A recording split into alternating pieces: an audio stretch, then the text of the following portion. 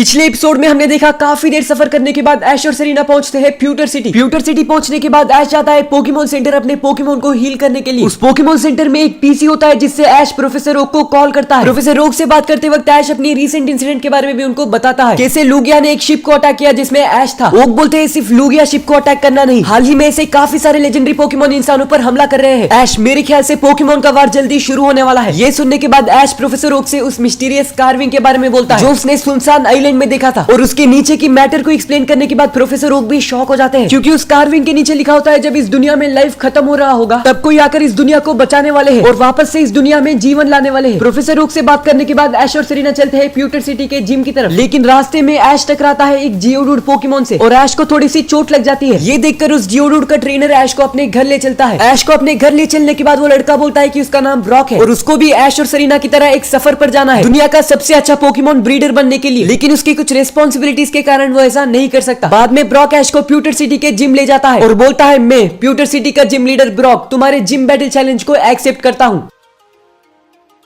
Brock की ये बातें सुनने के बाद ऐश को यकीन नहीं होता। वो बोलता है ब्रॉक क्या तुम इस शहर के जिम लीडर हो? ब्रॉक बोलता है हाँ मैं ही प्यूटर सिटी का जिम लीडर हूँ। ऐश बोलता है तुमने बोला था तुम इस जिम को अच्छे से जानते हो, लेकिन मुझे नहीं लगा था कि तुम इस शहर के जिम लीडर होंगे, तो यही वो चीजें जो तुम्हें अपने सफर पर जाने से रोक रहा है। ब्रॉक बोलता है ऐश जिम लीडर होना एक काफी बड़ी रिस्पॉन्सिबिलिटी है, इसीलिए मैं इसको छोड़कर कहीं पर भी नहीं जा सकता। तभी ऐश बोलता है जिम लीडर ब्रॉक तुमसे बैटल करने में काफी मजा आएगा, चलो इस बैटल को शुरू करते हैं। ब्रॉक बोलता है हाँ बिल्कुल, तो ये एक 2 पोकेमोन का बैटल होगा, सिर्फ चैलेंजर यानी तुम अपने पोकेमोन को स्विच कर सकते हो। अगर तुम ये बैटल जीत जाओगे तो तुम्हें मिलेगा बोल्डर बैच। तो ऐश मैं अपना पहला पोकेमोन को चुनने वाला हूँ। ये बोलकर प्यूटर सिटी का जिम लीडर ब्रॉक चुनता है अपना जियोडूड को और ऐश चुनता है लैप्रिस को। ऐश का लैप्रिस और ब्रॉक का जियोडूड के बीच का बैटल स्टार्ट होता है। ब्रॉक अपने जियोडूड को टैकल यूज करने बोलता है और ऐश लैप्रिस को उस टैकल से बचने को बोलता है। जियोडूड के टैकल को लैप्रिस डॉज कर लेता है और ऐश अपने लैप्रिस से बोलता है वाटर गन करने। ब्रॉक जियोडूड को डिग करने बोलता है। जियोडूड डिग अटैक की मदद से जमीन के अंदर जाता है। अब ऐश और लैप्रिस को ब्रॉक का जियोडूड नहीं दिख रहा, तभी ब्रॉक जियोडूड से बोलता है अटैक करने। जियोडूड लैप्रिस के नीचे से उस पर हमला करता है और लैप्रिस को डिग अटैक लग जाती है। डिग अटैक की वजह से लैप्रिस को थोड़ा डैमेज पड़ता है। इस बार ब्रॉक अपने जियोडूड से मेगा पंच करने बोलता है और ऐश अपने लैप्रिस से आइस बीम यूज करने बोलता है। लैप्रिस आइस बीम करने से पहले जियोडूड का मेगा पंच उसको लग जाती है और मेगा पंच की वजह से लैप्रिस को काफी डैमेज पड़ती है। ऐश अपने लैप्रिस को एक बार फिर से आइस बीम यूज करने बोलता है और जियोडूड डिग इस्तेमाल करके जमीन के अंदर जाता है। एक बार फिर से जियोडूड लैप्रिस के नीचे से उस पर हमला करता है। जियोडूड के डिग अटैक से लैप्रिस को काफी चोट लगती है। एक हाथ और हमले लगने पर लैप्रिस बेहोश हो जाएगा। तभी ऐश अपने लैप्रिस से बोलता है फुल पावर से वाटर गन यूज करने और ब्रॉक अपने जियोडूड से डिग करने बोलता है। जियोडूड डिग अटैक करने जमीन के अंदर जा रहा होता है और तभी ऐश अपने लैप्रिस से वाटर गन जियोडूड के नीचे वाले जमीन पर करने बोलता है और डिग करके जमीन के अंदर जाने से पहले जियोडूड को लग जाती है वाटर गन। अब क्योंकि जियोडूड एक रॉक एंड ग्राउंड टाइप का पोकेमोन है, वाटर गन की वजह से उसको बहुत डैमेज पड़ती है और एक ही अटैक से जियोडूड बेहोश हो जाता है। यानी ऐश ने जिम लीडर ब्रॉक के पहले पोकेमोन को हरा दिया। ब्रॉक अपने जियोडूड को वापस लेता है और चुनता है अपना आखिरी और एज पोकेमोन स्टीलिक्स को। ऐश अपने पोकेमोन को स्विच नहीं करता, यानी अब लैप्रिस लड़ने वाला है जिम लीडर के एस पोकेमोन के साथ। ब्रॉक का स्टीलिक्स पहले हमला करना शुरू करता है। स्टीलिक्स लैप्रिस पर करता है ड्रैगन ब्रेथ और लैप्रिस करता है आइस बीम अटैक। दोनों ही मूव्स आपस में टकरा लेते हैं और किसी भी पोकेमोन को डैमेज नहीं पड़ता। तभी ऐश अपने लैप्रिस को वाटर गन यूज करने बोलता है और स्टीलिक्स करता है आयरन टेल। स्टीलिक्स का आयरन टेल वाटर गन को ओवरपावर कर देता है और लैप्रिस को काफी जोर से लगता है। आयरन टेल लगने के बाद लैप्रिस पोकेमोन बेहोश हो जाता है। यानी अब दोनों ब्रॉक और ऐश के पास सिर्फ एक ही पोकेमोन बचा है। ऐश अपने लैप्रिस को वापस ले लेता है और बोलता है लैप्रिस तुमने कमाल का काम किया है, अब बस तुम आराम करो। ये बोलकर ऐश चुनता है अपना 4 मिलियन को। ऐश अपने 4 मिलियन से बोलता है फ्लेम्स हमें कैसे भी करके इस बैटल को जीतना ही होगा। 4 मिलियन हाँ का इशारा करता है। तभी ऐश 4 मिलियन से फ्लेम थ्रोवर यूज करने बोलता है। 4 मिलियन स्टीलिक्स पर फ्लेम थ्रोवर करता है और स्टीलिक्स को फ्लेम थ्रोवर लग भी जाती है, लेकिन उसको उतना डैमेज नहीं पड़ता। ब्रॉक स्टीलिक्स से बोलता है आयरन टेल यूज करने और ऐश उस आयरन टेल से डॉज करने बोलता है। स्टीलिक्स के आयरन टेल से 4 मिलियन डॉज तो करता है, लेकिन पूरी तरह उस मूव को अवॉइड नहीं कर पाता है, जिसकी वजह से डॉज करने के बावजूद 4 मिलियन को थोड़ा डैमेज पड़ता है। ऐश 4 मिलियन से बोलता है स्लैश अटैक करने और ब्रॉक अपने स्टीलिक्स को डिग करने बोलता है। ब्रॉक का स्टीलिक्स स्लैश अटैक से बच के जमीन के अंदर चले जाता है। ऐश बोलता है ये डिग अटैक तो सच में काफी बड़ी प्रॉब्लम है, अब ये कैसे पता लगाना है कि स्टीलिक्स कहां से आने वाला है। ब्रॉक बोलता है स्टीलिक्स अभी हमला करो। स्टीलिक्स अचानक से 4 मिलियन के नीचे से एक जोरदार हमला करता है, जिसकी वजह से 4 मिलियन को बहुत डैमेज पड़ता है। ऐश बोलता है ये स्टीलिक्स इतना ज्यादा स्ट्रॉन्ग है कि इससे बैटल करना बिल्कुल अनफेयर ही लगता है। फ्लेम थ्रोवर यूज करो और ब्रॉक अपने स्टीलिक्स से ड्रैगन ब्रेथ करने बोलता है। अनफॉर्चुनेटली स्टीलिक्स का ड्रैगन ब्रेथ फ्लेम थ्रोवर को ओवरपावर कर देता है और 4 मिलियन को ड्रैगन ब्रेथ लग जाती है। इतना खतरनाक हमला लगने के बाद भी 4 मिलियन उठने की कोशिश करता है, पर वो वापस नहीं उठ पाता और बेहोश हो जाता है। ऐश के दोनों पोकेमोन हार चुके हैं, जिसका मतलब ऐश ये जिम बैटल हार गया है।